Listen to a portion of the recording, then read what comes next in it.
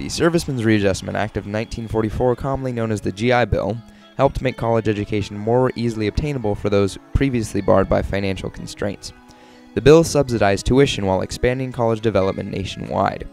The baby boom of the 1950s generated increased higher education demand in the 1970s. Colleges expanded to accommodate for the student influx, but unfortunately set themselves up for an educational recession in the 90s as the wave of baby boomers receded. Universities reacted with downsizing, but today's echo of the baby boomer generation has driven the need for expansion once more. Once again, there are more students competing for the limited number of spots colleges offer. This competitive atmosphere allows colleges to raise tuition fees to exorbitant heights. As a result, students now ponder the worth of the financial burden of college compared to entering the workforce directly from high school. Traditionally, many students favor the route of higher education as a college degree allows one to enter the workforce at a higher wage level with the potential of greater earning power.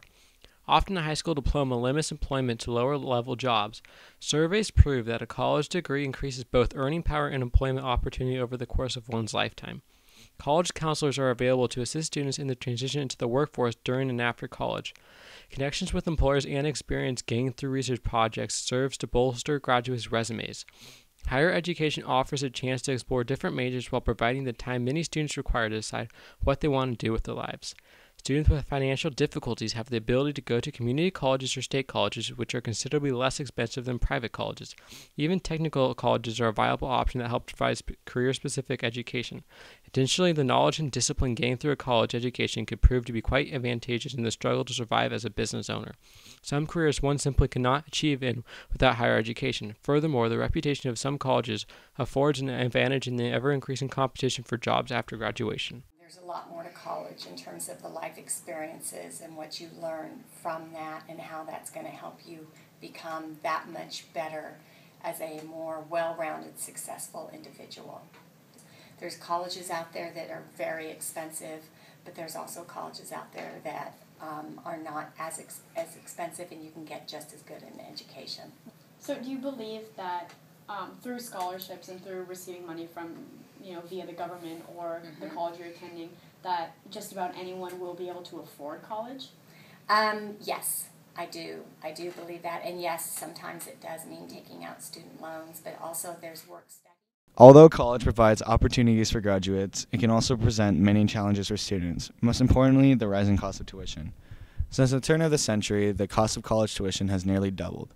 Annual tuition can now vary from $10,000 to $50,000, compared to 2001 when tuition ranged from $7,000 to $27,000.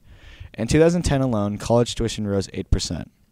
To get an idea of how much college tuition has increased, Clusterstock compared the cost of tuition to Consumer Price Index and home prices.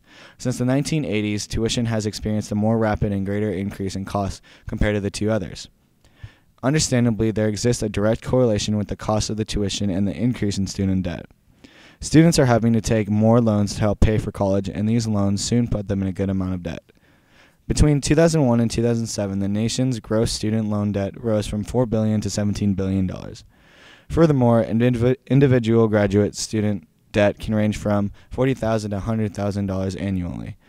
Unfortunately, even when a person gets out of college, they are not guaranteed a job, with the unemployment rate for college graduates gradually increasing since 2008. Of concern, the average income for college graduates has decreased 11% since 2000. Finally, entrance into college certainly doesn't guarantee completion, which in the end could prove to be a significant waste of money.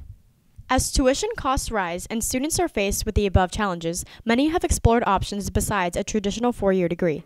Examples such as Bill Gates, Mark Zuckerberg, and Steve Jobs have inspired others through their creation of industrial empires without college degrees. For instance, Jobs spent only one semester at Reed College in Oregon, then dropped out and moved to California seeking employment. He became interested in computer technology and years later found himself the CEO of Apple. Stories like his are making students question the need for a college degree. This proves that, for some, college can be a waste of time because college grads and high school grads are getting the same type of entry-level jobs, preventing them from justifying money spent on a degree. Going into the workforce straight out of high school won't rack up student debt, and statistics show that a large number of college graduates are taking entry-level jobs anyways. If one chose to forego higher education, they would immediately be able to start making an income and work their way up in a company like Jobs did. For instance, the average yearly income for an online advertising manager is $87,000. A graduate who transitioned directly from high school into this occupation would obtain an instant income and avoid the rising tuition costs of college. This also allows an individual hands-on experience in their field and a chance to build their resume. Out of the 5 kids in my family, I'm the only one with a college degree, yet I make the least amount of money than anybody out of all of my siblings. But they chose fields where they actually just right out of high school mostly just went right into them and was kind of learning on the job kind of thing. But I also think that if you have,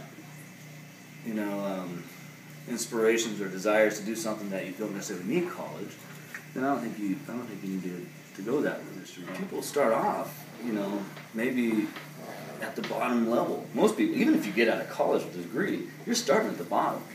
The degree may help you get up faster, but I think everyone starts at the bottom. No matter, a lot of college students graduate thinking that they're going to graduate and start making 50, 60 grand a year. That's not the case. While there are many possibilities for those who choose to forego the acquisition of a college degree, there are also numerous difficulties that threaten the livelihood of this uneducated workforce and compromise our nation's economic security. Economists such as Megan McArdle have testified that the lifetime earnings differential between a college degree and a high school diploma is about $1.1 million, a rather large gap considering the current unavailability of jobs that require a college degree in comparison to those that do not require such accolades. While beginning a career early may eliminate the possibility of accumulating mounds of student loans, it appears by this statistic that having a college degree could result in a higher paying job and, thereof, a higher annual income, increasing one's ability to manage debt. Although there have been certain exceptions to this generalization, it seems that overall, those who take the risk of college succeed in settling their debts via a higher paying occupation. Moreover, according to the Washington State Student Lobby, a mere $19,000 is the average amount of debt students in the state graduate with, a rather insignificant amount considering the lofty incomes that some of these graduates may attain. The cost to start up and fund a new business, especially in today's competitive market, poses a far greater threat than the obstacle of student loans. Risking possible failure in the workforce without any educational achievement to set you apart from your competition could result in extreme financial hardship and suffering.